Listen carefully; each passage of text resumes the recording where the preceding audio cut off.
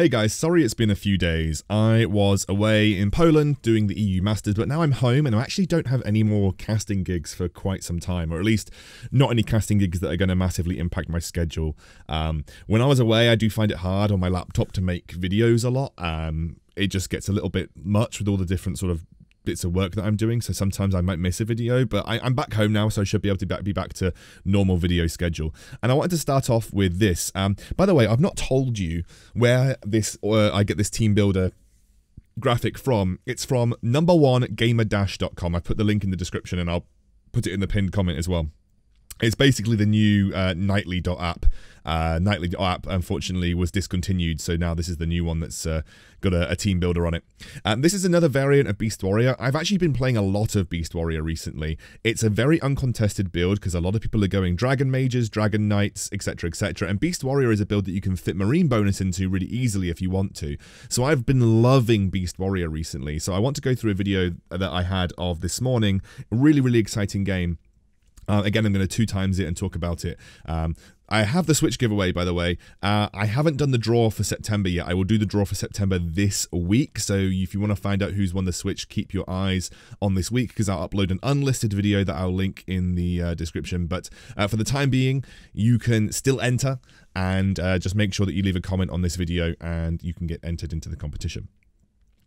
Alright guys, I actually, wow, I didn't realise I was actually showing the queue. Oh yeah, I wanted to show you the new kind of hero that you can have. So this is, I think it's called Warrior Queen, something like that. But yeah, this is the new hero that you can get from the gacha. Unfortunately, I don't have the actual one. I only got the 3-day time-limited one, which, by the way, I just hate the fact that that's a thing now. I really hate the fact that the time-limited stuff is a thing, but there's not much I can do about it. This is a really cool chess piece, though, or rather chess player. I'm really happy that they've introduced something like this into the game, because I think it's much more... well, I'd say it's much more desirable than a lot of the sort of chess pieces that they've got. I mean, you guys can let me know what you think. Do you prefer their old style? I actually prefer them to bring the more human style of chess player in, because I think that's more likely for more people to want it. So, you know, hopefully make Drodo a bit more money with their game. But yeah. So this is Beast Warrior game, and I am playing it about King 3. I'm at nearly Queen, by the way. I've been playing like 1 or 2 games a day and coming like 1st and 2nd in most of them, so I am actually nearly Queen, which is crazy to think. I didn't think I'd get to that point. So you can see that I pick up 2 Skybreakers. Again, it's just like picking up good units, and I've got a pair of Skybreakers and I've got a Tusk Champion. Now, I could have gone for the pair of Tusk Champions, but in general, I prefer to go for the pair of Skybreakers. The reason I prefer to go for the pair of Skybreakers is, for the most part, I think it's a... I personally just think they are better units overall, but you can see actually I sell them off for the Swordman, and this is because I find Werewolf, so I actually get the Beast bonus and I get the Warrior bonus very early on, and this is actually super powerful for the early rounds. Having the Beast bonus and the Warrior bonus is actually really good. And I also pick up some units, some items which will make going into a Poisonous Worm pretty viable this game. I don't usually like to add Poisonous Worm to my Beast Warrior compositions unless I pick up Magicka Crystals, which you can see in my inventory. I got 2 of them. 2 is a really good number of Magicka Crystals for a Poisonous Worm. It means he only needs 3 auto attacks to summon a worm, and then you basically are able to summon it on cooldown every single time. So it's actually a really good amount of Magicka Crystals to have. I don't usually like to commit to a Beast Warrior worm build with out having Magicka Crystals, because I just don't think he does enough damage and he doesn't summon his worms quickly enough. But if you've got those, he actually does, so it's pretty solid. So I take an early level up to level 5. I don't actually often do this, but I know that I've got a pretty strong composition, so I just take that early level up, and that's going to guarantee me, or at least give me the best chance of continuing my win streak over the next few rounds. And then you can see I actually find the Poisonous Worm, and that now allows me to put on the Magic Crystals, and that's actually a really strong early unit. Now, what I'm also going to do is, I won't do it this turn, but I think what I should have done this turn, I actually want to swap out the Tusk Champion for a Red Axe Chief. Now, that's because, I mean, Tusk Champion's a better unit than a Red Axe Chief, but overall, like, I can get more bonuses by adding in my Red Axe Chief early on right now, as you can see. So I've got some Red Axe Chiefs, and I've got actually quite a lot of pairs in my inventory. And what you can see is I start rolling early. The reason I'm starting to roll early is because I think overall, I I think overall, like, you want to snowball Beast Warrior builds as best you can. So snowballing Beast Warrior builds is really important. Somehow I actually end up coming out on top versus this guy. This is the guy that's at another 100%. He's also running a kind of Beast Warrior build with a Goblin in there with the level 2 Skybreaker. So basically, I find the level 2 Red X Chief, and I'm like, okay, that's good enough. Let's take off the Tusk Champion. I get the Cave Clan bonus. I've still got the Beast bonus. I've still got the Warrior bonus. Like, this is a really, really good set of substitutions to make. I also know that next turn I'm going to be going to level 6, so I want to have a unit to bring on at level 6. So you can see that there's another pair of Skybreakers in the shop. I buy the second Skybreaker when I get the gold from winning the round, and to be honest, I get rewarded almost instantaneously, because following this round, I get another Skybreaker, and that allows me to level up to 6 and put on a level 2 Skybreaker, which is obviously amazing. I actually think something that people don't do often enough is put on Shadow Devil, which is why you can see him on my field. You notice that he does a lot of magic damage early on, and because he's a demon, he actually generates his own mana really quickly. There is no need to give magic crystals over to your Shadow Devil, because he just generates mana so quickly because he's a demon. I'm not prepared to sell anything off to get the extra gold to pick up another Shadow Devil.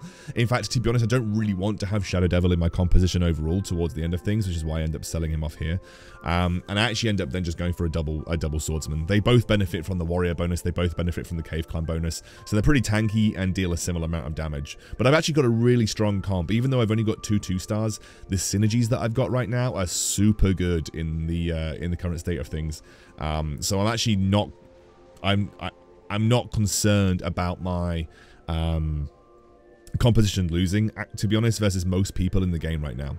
Now, the reason I'm stacking up the Swordman is because either I sell him and get those back, or I end up getting a level 3 Swordsman, who is actually a really strong late game warrior to have on your field with the defense, because obviously his spin does a lot of damage. But to be honest, it's very likely that I'm going to end up selling him at some point.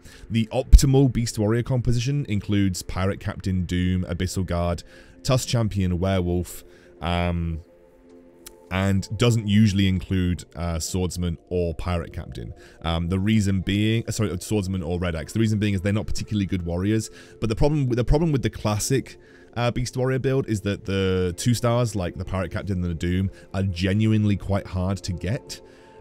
In most circumstances, so that's why you often see a lot of Beast Warrior builds with things like Swordsman or things like Red Axes, because someone's just snowballed a Swordsman or a Red Axe from the early rounds, and it's better to have a level 3 one of those in than a level 2 version of one of your 4 costs. So that's why I've kept Red Axe in the game, and I probably will keep Red Axe in the game for the foreseeable future.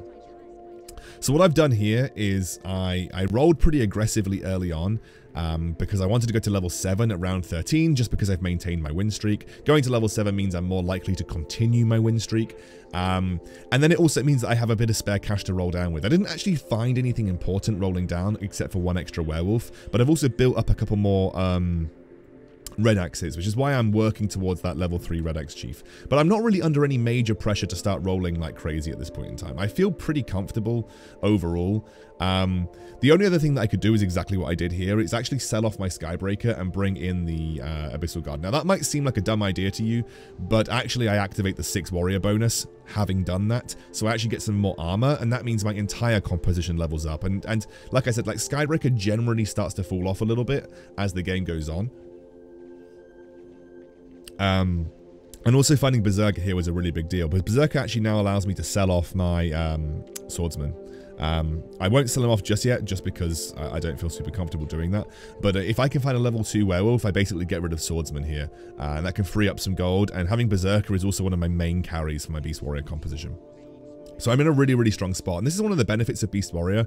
It's just that it's very easy to snowball. The other benefit of Beast Warrior is that you deal a lot of damage to people who are lower down the ladder than you and also lose to you, because you spawn so many dudes. Like, you spawn the wolves, you spawn the wormy boys, you spawn what's it called? You spawn Razorclaw if you choose to include him in a 4 beast composition, which I usually do, which you can see here. I found Razorclaw that gives me the 4 beasts.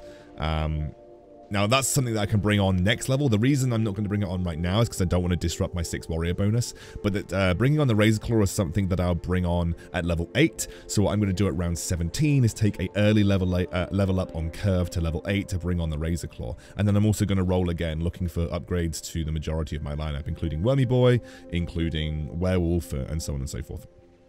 So what I do here, take the early level up to level 8, get rid of him, bring on all of my warriors. I've now got the 4 beast bonus, which is pretty solid. And in general, just in a really good spot. And I find the upgrades to Wormy Boy and Werewolf. Now, finding the upgrades to Wormy Boy and Werewolf is really important in this scenario. This is why you're seeing me roll a lot. I'm rolling a lot because Beast Warrior is a very snowbally composition. So if you can continue to find 3 stars and continue to push your compositional strength forward, you can deal a lot of damage.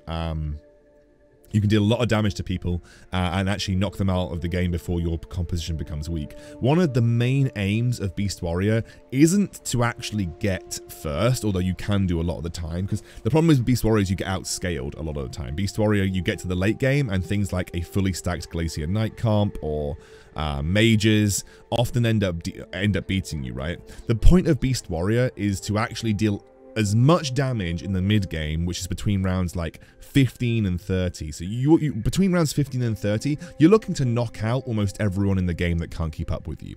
The ideal scenario for Beast Warrior is that you find yourself in a top 3 spot, because the only other 2 people that are left in the game are people that could actually beat you, or people who didn't take as much damage from you. So that's like the ideal spot that you want to be in as a Beast Warrior comp. And what you're seeing here is we're around round 19. There are people at like sub 20 HP, but look at everybody's HP. Loads of people on losing streaks. Loads and loads of people like so much further down the ladder with me with much less HP. That's the point of Beast Warrior. Just to be clear, the point of Beast Warrior is to do this to people. It's to make sure that they can't get an economy because they are so worried about taking 20 damage in one turn from the Beast Warrior player. And that's also something that sort of catches people off guard as well, is the fact that actually you can take... I have regularly, and you'll see in this game, I regularly deal 20 damage, upwards of 20 damage to people. Simply because it's just so ridiculous. Like, you just deal so much damage by spawning wormy dudes, and in general by being... in general, by putting pressure on people lower down the ladder. So this is something that it makes Beast Warrior really good, is that whilst it's a good composition and it will beat a lot of people in the early to mid game, it's a composition that in general is better at just punishing people who are further behind more than anything else.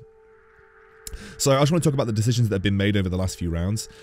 What you might notice here is that we have now got into the territory of double warlock. So I went to level 9. What I did is I actually did something called like an early level 9 curve. This is the only game in the last like maybe 100 games that I've done this. It's because I'm at 100. I still have a win streak from the very start of the game, and I had the goal to do it. And it also meant that I could bring on my warlock. Bringing on the warlock was the Venomancer. The Venomancer allowed me to shred armor. So Venomancer allows me to shred armor, and B, Venomancer also gives me the warlock bonus, which is obviously very important.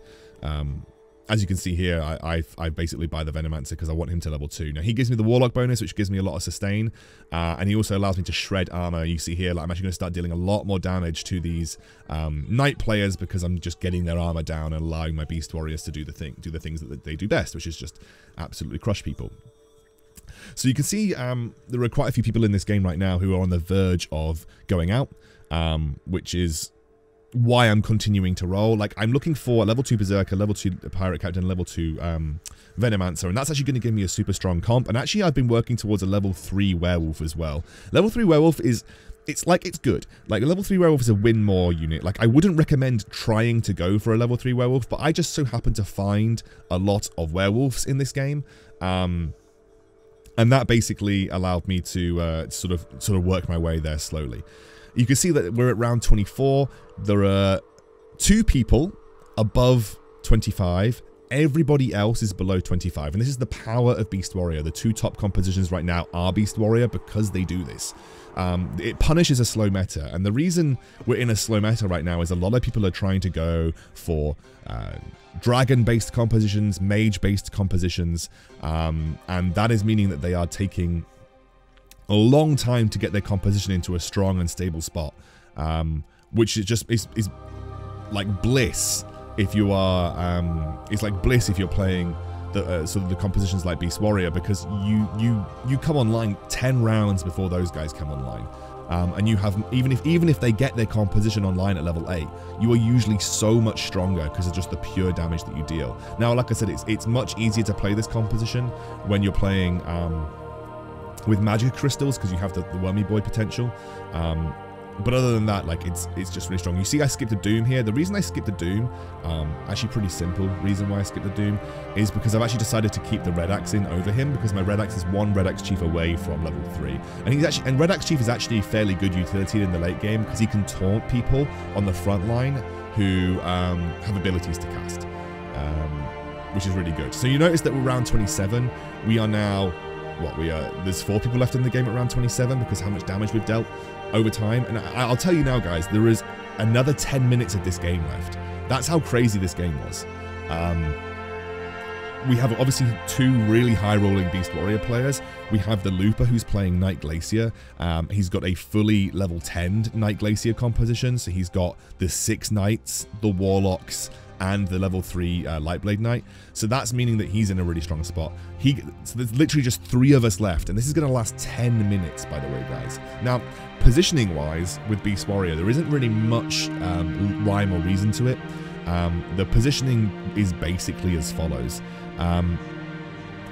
You put your warriors on the front line. Generally, you want to try and stack your humans up against targets that you want to try and silence, because you have the 2 human bonus. So you have your beefy warriors in the front line. I try to keep my Venomancer in the middle. The reason being is that I want most people to benefit from his area of effect. And then I basically have my Wormy Boy and my Berserker on the back line. My Wormy Boy and Berserker on the back line, and then just kind of slot whoever else around them. What I'm trying to do here is something that I think the mistake that I made this game is that I was trying to chase for those level 3s rather than let them happen naturally. The reason I could have let this happen naturally is because I have like 91 HP, so it's going to take a lot of rounds for me to lose, so I probably could have built an economy and just waited for a potential werewolf or waited for a potential Red Axe Chief, but unfortunately that wasn't the case, and you can see, like, I do find the werewolf. That's a pretty big deal, by the way, finding the werewolf. Something also that I did wrong this game is that I wasn't good enough at finding the druids for my level 3 Razorclaw. Like, I just need to find 2 druids to make this level 3 Razorclaw work. But the decisions that I made was to try and go to level 10 to match the other guys at level 10, because as you can see, I'm now losing to this really stacked 6 Knight Glacier player. 6 Knight Glacier with Warlock bonus is very strong, by the way, but you do need to get to level 10 to make it work. And the other guy, the other Beast Warrior player, has actually picked up a Dark Spirit. Dark Spirit is good against both me, but also good against the Knight player. Now, my hope is, in this game, that the Knight player gets knocked out by the Dark Spirit Beast Warrior player. Now, for the most part, I'm actually doing okay versus this Beast Warrior player, because some reason his Dark Spirit is casting in the wrong locations. I have my level 3 Werewolf, which is really tanky, but you can see I'm losing, like, to Looper, but I'm beating Telly, and it's not even like I'm comfortably beating Telly, it's just that I'm kind of beating Telly. What you can see here is me searching for the other druids, but unfortunately I just keep finding unicorns. But I have got level 3 Red Axe Chief now. Level 3 Red Axe Chief is tanky, and he's going to allow me to absorb some damage, especially versus the likes of this. But you can see, like, I'm just not beating this Night Glacier player. He's got an Orb of Refresh on his Fortune Teller, which means getting through his front line isn't very difficult, and then his level 3 Lightblade Knight is basically ruining me. Night Glacier is in a super strong spot right now. The reason Night Glacier is even stronger is because Feathered got nerfed. Feathered got nerfed by 5% evasion, which might not seem like a lot, but actually it is when you're playing up against Night Glacier, because if you think that Feathered before was, let's say it's 40% down to 35%, I think. So that's 4 in 10 hits that you were missing if you were Night Glacier. Now it's like 3.5 hits out of 10. So if you double that up to 20, it was 8 in 20 hits that you were missing with Night Glacier versus Feathered before. Now it's 7 in 20, which is actually a pretty significantly big deal. So now I'm searching for a Warpwood Sage, basically to upgrade my Razorclaw. Other than that, I'm thinking about going to level 10. Now, what I'm going to do is I think the mistake that I made was that I saved to go to level 10 here. And then once I hit level 10, I'd already obviously started taking damage over the course of the rounds. And then, unfortunately, I like don't find the Warpwood Sage. So I'm basically thinking, okay, like how many rounds have I got to wait to get to level 10? The problem with going to level 10 in this scenario is there isn't actually anything useful that I can bring on at level 10. Like I'm not going to get any major upgrade at level 10. There's no there is no extra synergies that I can activate by getting to level 10, but I could bring on a utility piece like a Dark Spirit, which might help me versus this Knight player who is absolutely, you know, destroying me. Now, I'm actually beating the other Beast Warrior player, by the way, which is a pretty big deal. But overall, I am kind of struggling to get like a grip on the game, just because of like the fact that I've kind of fallen off. This is Beast Warrior where it falls off. The reason that Telly is kept himself relevant right now is because he's got a level 2 Dark Spirit. The level 2 Dark Spirit is doing a lot of work beating the Knight player, and it's doing a lot of work beating me. So unfortunately, the issue that I'm facing right now is that I actually don't have the units to beat either of these guys. I'm basically scraping by versus Telly, and you can see this is what I do here. I decide to go to level 10, and then I bring on another Razorclaw. The problem, the mistake that I made here was that I thought that Rogue Guard at level 1 was a good addition, so I sold my Whisper Seer. If I was to go back and do this, I would not do that. I would just leave 2 Razorclaws on the field at the same time and then search for the Warpwood Sage. Rogue Guard at level 1 is actually just really bad. He's not a good unit at level 1, unfortunately. So Rogue Guard at level 1 is not an ideal unit, and I would not recommend bringing him on.